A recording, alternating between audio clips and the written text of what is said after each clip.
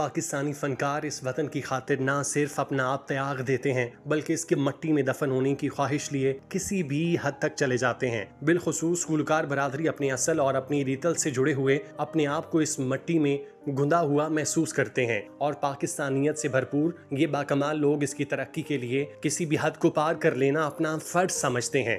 और ऐसे गुलकार जिनमें जवान खून अभी भी ठाठे मार रहा हो, उनके लिए ये सफ़र और आसान बन जाता है, जिसमें वो अपने काबिल जिक्र सरगर्मियों से मुल्क व मिल्लत का नाम रोशन करते हुए इसका परचम फ़ज़ा में बुलंद करते हैं। आपको खबरें गम देते चलें कि पाकिस्तान की गुलकारा कोक स्टूडियो से मशहूर होने वाली लड़की हानिया असलम इंतकाल कर गईं। कोक स्टूडियो से शोहरत हासिल करने वाली म्यूजिक बैंड ज़ेब एंड हानिया से वाबस्ता मारूफ पाकिस्तानी गुलकारा हानिया असलम खालकी हकीकी से जा मिलीं। कोक स्टूडियो का मशहूर ज़माना गाना लैला जान की सिंगर और कंपोजर मशहूर गुलकारा हानिया असलम इस उम्र में ही मनो मट्टी तले जा बसी। उनका इंतकाल 11 अगस्त बरोज़ इतवार को दिल का दौरा पड़ने से हुआ। इस खबर की तस्दीक ज़ेब बंगिश ने इंस्टाग्राम पोस्ट के जरिए दी। गुलकारा हानिया असलम का ताल्लुक कोहाट खैबर पख्तूनख्वा से था। वो कोक स्टूडियो की मौसीकारा ज़ेब बंगिश की कज़न थी और ये पाकिस्तान मौसीकी की एक मशहूर जोड़ी थी। हानिया असलम और ज़ेब बंगिश की इस जोड़ी ने उर्दू के साथ साथ कई दूसरी जुबानों में भी गाने गाए, जिनमें तुर्की, पश्तो और दीगर जुबानें शामिल हैं।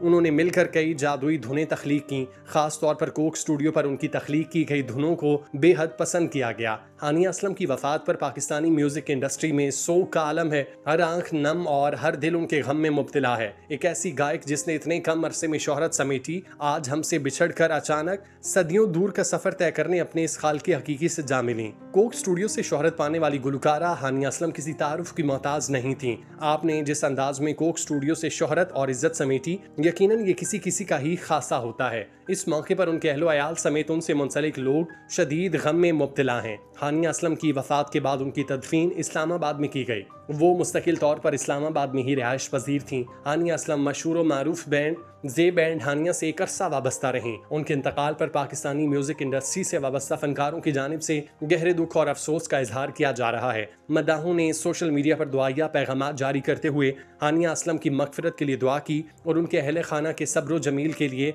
अल्लाह ताला से दुआ की।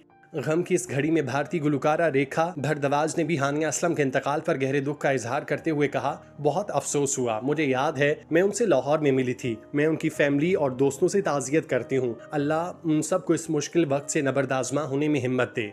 याद रहे कि हानिया असलम और उनकी कज़न ज़ेब बंगिश ने साल 2007 में म्यूजिक बैंड ज़ेब एंड हानिया की बुनियाद रखी, जबकि उन्हें साल 2008 में कोक स्टूडियो के सीजन 2 में अपने गाने पैमाना से शोहरत मिली। कोक स्टूडियो से शोहरत हासिल करने के बाद हानिया असलम साल 2014 में तालीम मुकम्मल करने के लिए कनाडा चली गईं। फिर उन्होंने साल 2016 में कनाडा से ही अपने सोलो करियर का आगाज किया। हानिया असलम ने कनाडा से वापस पाकिस्तान आने के बाद मुख्तलिफ फिल्मों में बतौर म्यूजिक कंपोजर अपनी खिदमात सर अंजाम दी। हानिया असलम मौसीकी के इस दौर में 2007 से खिदमात सर अंजाम दे रही हैं। वो पॉप और सूफी म्यूजिक के हवाले से नौजवान गुलकारों में एक अहम मकाम रखती थीं। उन्होंने Smith college, national college of art से तालीम मुकम्मल की। वो एक मायनाज गुलकारा होने के साथ साथ बाकमाल इंसान और शानदार तालिबा थीं, जो अपने फन के साथ साथ तालीमी सरगर्मियों पर भी खासी तवज्जो देती। हानिया असलम ने film Madaris cafe, highway, Hindi film indifference, Lala Begum, Dobara Phir Se में बतौर कंपोजर, सिंगर और म्यूजिशियन खिदमात अंजाम दी, जिनमें हाईवे एक हिंदी फिल्म थी। उन्होंने न सिर्फ पाकिस्तानी बल्कि बॉलीवुड इंडस्ट्री के साथ भी काम किया।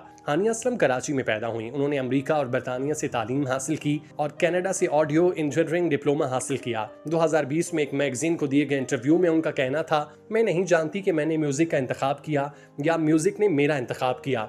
अंडर ग्रेजुएट डिग्री के दौरान उन्होंने गिटार सीखना शुरू किया। 2001 में अपनी कज़न ज़ेब के साथ गाना चुप गाया जो वायरल हुआ।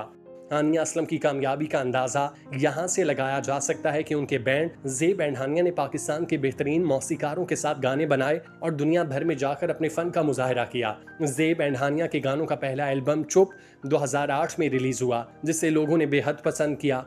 ताहम इस बैंड को 2009 में कोक स्टूडियो से शोहरत हासिल हुई। Zeb and Haniya music band ने उर्दू, पश्तो, फारसी और तुर्क जुबान में गाने रिलीज किए। उनके गाने में रिवायती पाकिस्तानी म्यूजिक के साथ जदीद मगरबी म्यूजिक का इम्तजाज पाया जाता था। ज़ेब एंड हानिया के मशहूर गानों में चल दिए पैमाना, लैला जान और एतबार शामिल हैं। इसके अलावा इन दोनों कजन्स ने बॉलीवुड में फिल्म हाईवे में मुतादिद मशहूर गुलकारों के हमरा गाना सुहा साहा भी गाया, जिसके मौसीकार ऑस्कर अवार्ड याफ्ता कंपोजर AR रहमान थे। हानिया असलम पाकिस्तान का वो चिराग थी जिसने इसे रोशन करने में अपना एक छोटा सा हिस्सा डाला था और इसकी लो से अंधेरों को रोशनी मिलती थी। हानिया असलम जैसी फनकारा दिहाइयों बाद पैदा होती हैं। हम उनकी वफात पर उनके अहलो अयाल समेत उनके गम में बराबर के शरीक हैं और दुआ गो हैं कि अल्लाह रब्बुल इज़्ज़त हानिया असलम की मग़फ़िरत फरमाए और दराजात बुलंद करे। आमीन।